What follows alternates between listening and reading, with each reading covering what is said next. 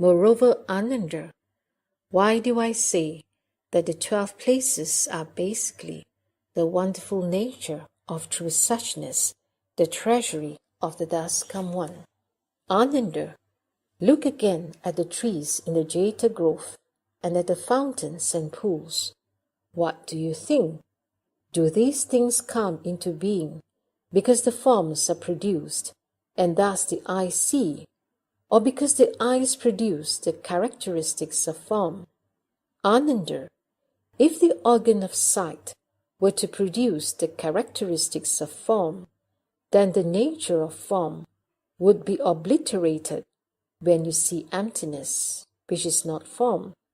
Once it was obliterated, everything that is manifest would disappear, since the characteristics of form would then be absent. Who would be able to understand the nature of emptiness? The same is true of emptiness. If, moreover, the defiling objects of form were to produce the eye seeing, then seeing would perish upon looking at emptiness, which is not form, and once it perished, everything would disappear. Then who would be able to understand emptiness and form? Therefore, you should know that neither seeing, nor form, nor emptiness has a location, and thus the 2 places of form and seeing are empty and false. Their origin is not in causes and conditions, nor do their natures arise spontaneously. Ananda, listen again to the drum being beaten in the Jeta grove when the food is ready. The assembly gathers as the bell is struck. The sounds of the bell and the drum follow one another in succession. What do you think? Do these things come into existence because the sound comes to the region of the ear, or because the ear goes to the place of the sound? Again, Ananda, suppose the sound comes to the region of the ear. Similarly, when I go to beg for food in the city of Shravasti, I am no longer in the Jeta grove. If the sound definitely goes to the region of Ananda's ears, then neither Moggallana or Kashyapa would hear it, and even less the 1250 Shramanas, who, upon hearing the sound of the bell, come to the dining hall at the same time. Again, suppose that the ear goes to the region of the sound. Similarly, when I return to the Jeta grove, I am no longer in the city of Shravasti. When you hear the sound of a drum, your ear will already have gone to the place where the drum is being beaten. Thus, when the bell peals, you will not hear the sound, even the less that of the elephants, horses, cows, sheep, and all the other various sounds around you. If there is no coming or going, there will be no hearing either. Therefore, you should know that neither hearing nor sound has a location, and thus the 2 places of hearing and sound are empty and false. Their origin is not in causes and conditions, nor do their natures arise spontaneously. Moreover, Ananda, you smell the chandana in this censer. When one particle of this incense is lit, it can be smelled simultaneously throughout 40 li around the city of Shravasti. What do you think? Is this fragrance produced from the chandana wood? Is it produced in your nose, or does it arise within emptiness? Again, Ananda, suppose this fragrance is produced from your nose. What is said to be produced from the nose should come forth from the nose. Your nose is not chandana. So how can the nose have the fragrance of chandana? When you say you smell fragrance, it should enter your nose, for the nose to emit fragrance is not the meaning of smelling. Suppose it is produced from within emptiness. The nature of emptiness is everlasting and unchanging, and so the fragrance should be eternally present. What need should there be to rely on burning the dry wood in the censer? Suppose it is produced from the wood. Now the nature of this incense is such that it gives off smoke when it is burned. If the nose smells it, it should be filled with smoke. The smoke rises into the air, and before it has reached the distance, how is it that the fragrance is already being smelled at a distance of 40 li? Therefore, you should know that neither the fragrance nor the nose smelling has a location, and so the two places of smelling and fragrance are empty and false. Their origin is not in causes and conditions, nor do their natures arise spontaneously. Ananda, twice every day, you take up your bowl along with the rest of the assembly, and among what you receive may be things of supreme flavor, such as curds, buttermilk, and clarified butter. What do you think? Are these flavors produced from emptiness? Do they come forth from the tongue, or are they produced from the food? Again, Ananda, suppose that the flavors came from your tongue. Now there is only one tongue in your mouth. When that tongue had already become the flavor of curds, then it would not change if it encountered some dark rock candy. Suppose it did not change, that would not be what is called knowing taste. Suppose it did change, the tongue is not many substances, and how could one tongue know so many tastes? Suppose it were produced from the food. The food does not have consciousness. How could it know taste? Moreover, if the food itself were to recognize them, that would be the same as someone else eating.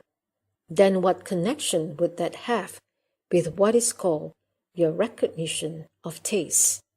Suppose it were produced in emptiness.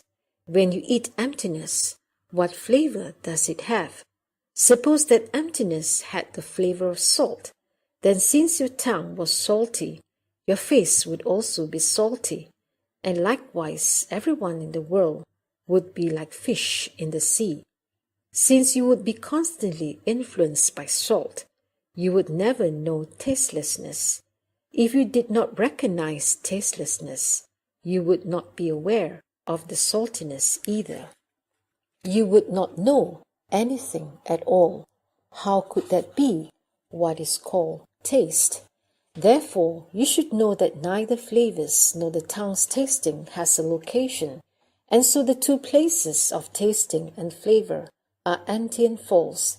Their origin is not in causes and conditions, nor do their natures arise spontaneously.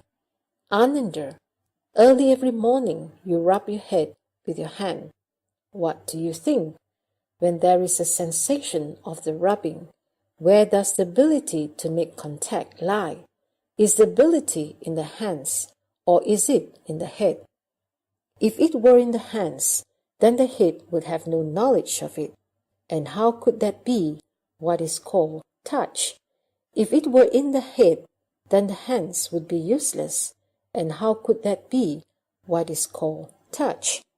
If each had it, then you, Ananda, would have two bodies. If there were only one touch in the head and the hand, then the hand and the head would be of one substance. If they were one substance, then no touch would be possible. If there were two substances, to which would the touch belong?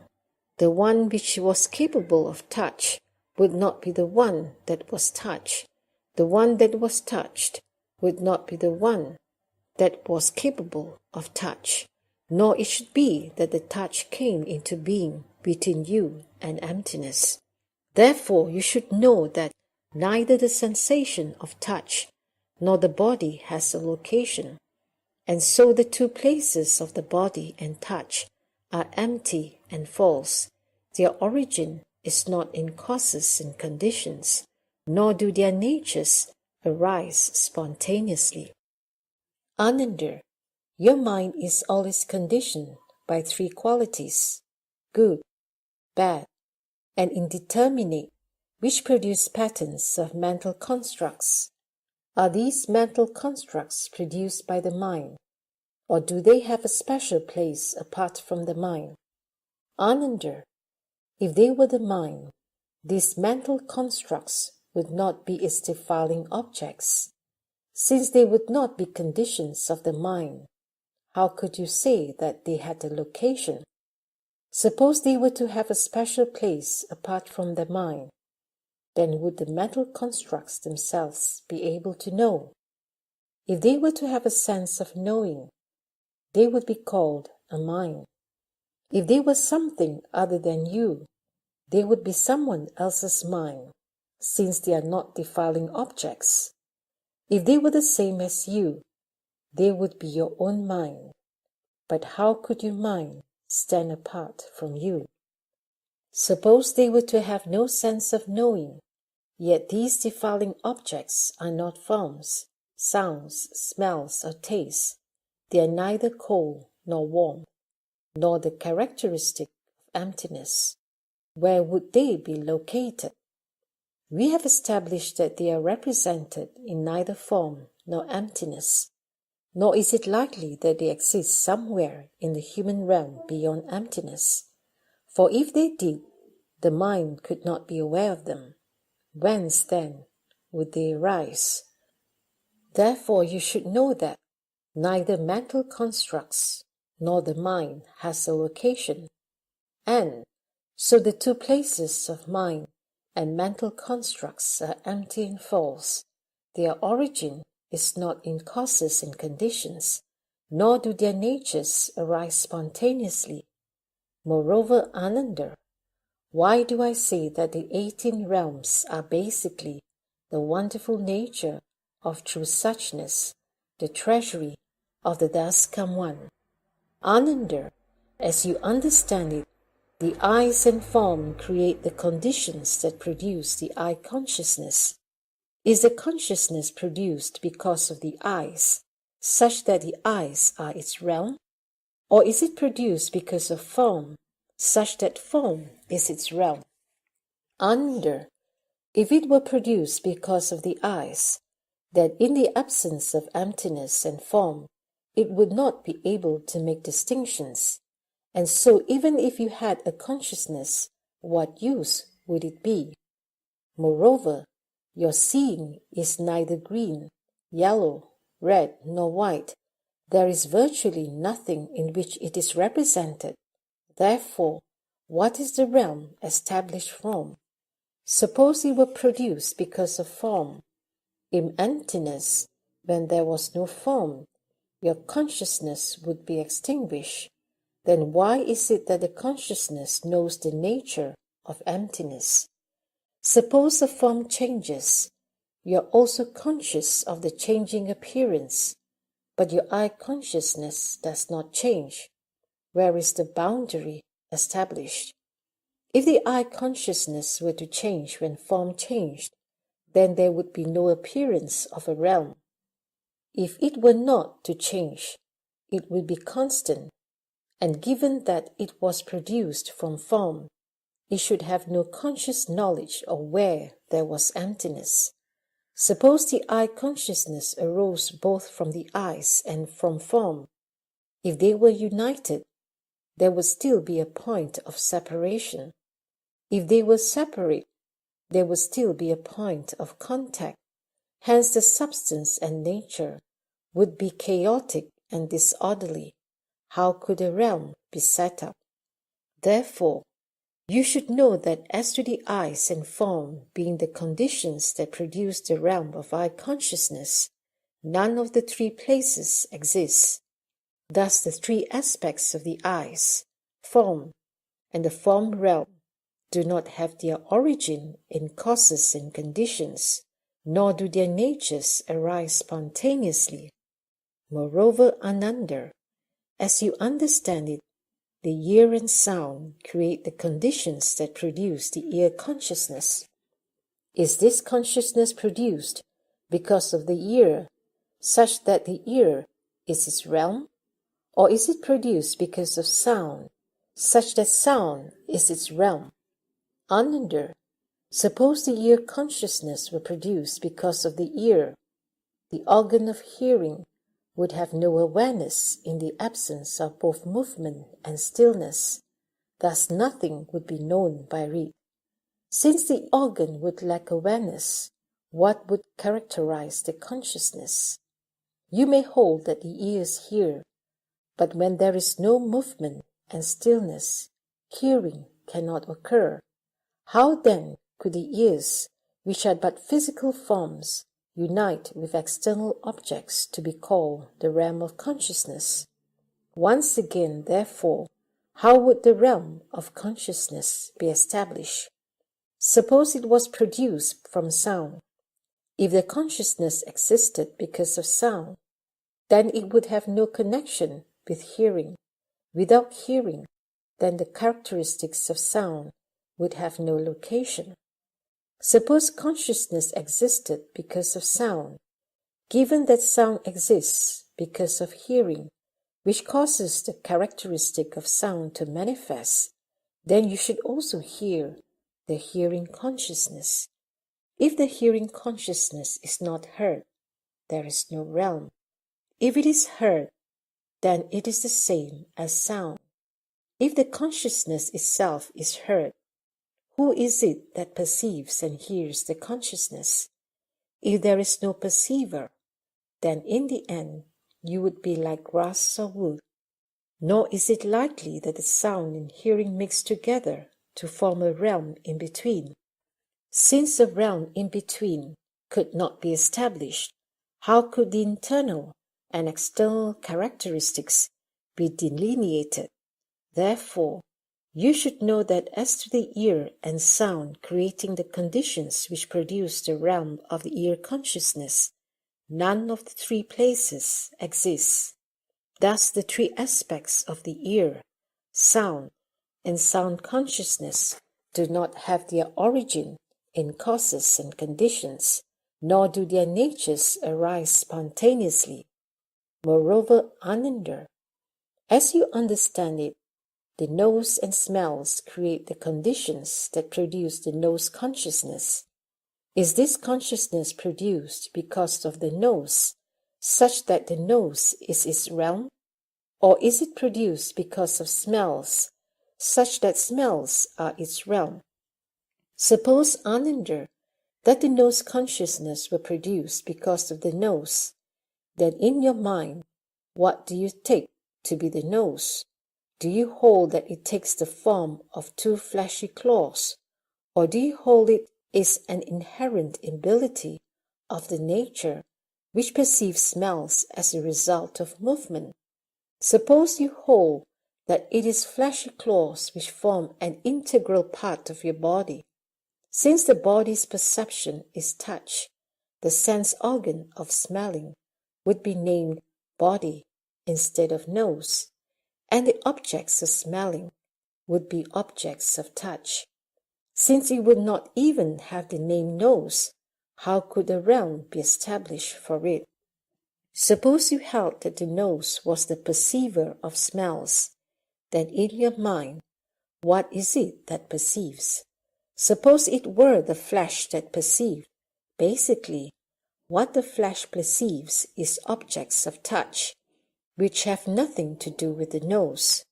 Suppose it were emptiness that perceived, then emptiness would itself be the perceiver, and the flesh would have no awareness. Thus empty space would be you, and since your body would be without perception, Ananda would not exist. If it is the smell that perceives, perception itself would lie with the smell. What would that have to do with you? If it is certain that vapors of fragrance and stench are produced from your nose, then the two flowing vapors of fragrance and stench would not arise from the wood of Airavana or Chandana. Given that the smell does not come from these two things, when you smell your own nose, is it fragrant or does it stink? What stinks does not give off fragrance. What is fragrant does not stink. Suppose you say you can smell both the fragrance and the stench. Then you, one person, would have two noses, and I would now be addressing questions to two Anandas. Which one is you? Suppose there is one nose, then fragrance and stench would not be two. Since stench would be fragrance and fragrance would become stench, there would not be two natures. Then thus what would make up the realm? If the nose consciousness were produced because of smells, it follows that it is in existence just because of smells, just as the eyes can see, but are unable to see themselves. So too, if it exists because of smells, it would not be aware of smells. If it is aware of smells, then it is not produced from smells. If it had no awareness, the realm of smelling would not come into being. If the consciousness were not aware of smells, then the realm would not be established from smells. Since there is no intermediate realm of consciousness, there is no basis for establishing anything internal or external either. Therefore, the nature of smelling is ultimately empty and false. Therefore, you should know that as to the nose and smells being the conditions which produce the realm of the nose consciousness, none of the three places exists. Thus, the three aspects of the nose, smells, and the realm of smelling do not have their origin in causes and conditions, nor do their natures arise spontaneously.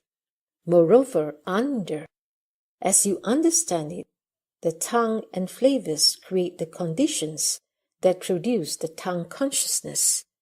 Is the consciousness produced because of the tongue, such that the tongue is its realm? Or is it produced because of the flavors, such that the flavors are its realm? Suppose, Ananda, that it were produced because of the tongue, then all the sugar cane, black plums, huanglian, salt, while ginger, and cassia in the world would be entirely without flavor.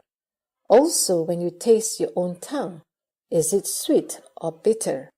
Suppose the nature of your tongue were bitter, then what would it be that tasted the tongue? Since the tongue cannot taste itself, who would have the sense of taste? If the nature of the tongue were not bitter, there would be no flavor engendered by it. Thus, how could a realm be established? If it were produced because of flavor, the consciousness itself would be a flavor. The case would be the same as with the tongue organ being unable to taste itself.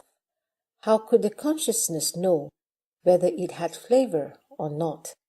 Moreover, flavors do not all come from one thing. Since flavors are produced from many things, the consciousness would have many substances.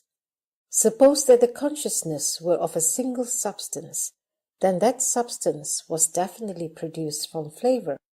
Then when salt, bland, sweet, and pungent were combined, their various differences would change into a single flavor, and there would be no distinctions among them. If there were no distinctions, it could not be called consciousness. So how could it further be called the realm of tongue, flavor, and consciousness? Nor could it be that empty space produces your conscious awareness. The tongue and flavors could not combine, without each losing its basic nature. How could a realm be produced? Therefore, you should know that as to the tongue and flavors being the conditions that produce the realm of tongue consciousness, none of the three places exists. Thus, the three aspects of the tongue, flavors, and the realm of the tongue do not have their origin in causes and conditions, nor do their natures arise spontaneously. Moreover, Ananda, as you understand it, the body and objects of touch create the conditions that produce the body consciousness. Is this consciousness produced because of the body, such that the body is its realm? Or is it produced because of objects of touch, such that objects of touch are its realm? Suppose, Ananda, that it were produced because of the body, when there was no awareness of the two conditions of contact with and separation from objects of touch. What would the body be conscious of? Suppose it were produced because of objects of touch, then you would not need your body. Without a body, what could perceive contact with and separation from objects of touch? Ananda, things do not perceive objects of touch. It is the body that perceives objects of touch. What the body knows is objects of touch, and what is aware of objects of touch is the body. What is objects of touch is not the body, and what is the body is not objects of touch. The two characteristics of body and objects of touch are basically without a location. If it united with the body, it would be the body's own substance and nature. If it were apart from the body, it would have the same appearance as empty space. Since the inside and the outside don't stand up, how can one set up a middle? The middle cannot be set up either. The inside and the outside are by nature empty. From what realm, then, is your consciousness born? Therefore, you should know that as to the body and objects of touch being the conditions that produce the realm of body consciousness, none of three places exists. Thus the three aspects of body, objects of touch, and the realm of the body do not have their origin in causes and conditions, nor do their natures arise spontaneously.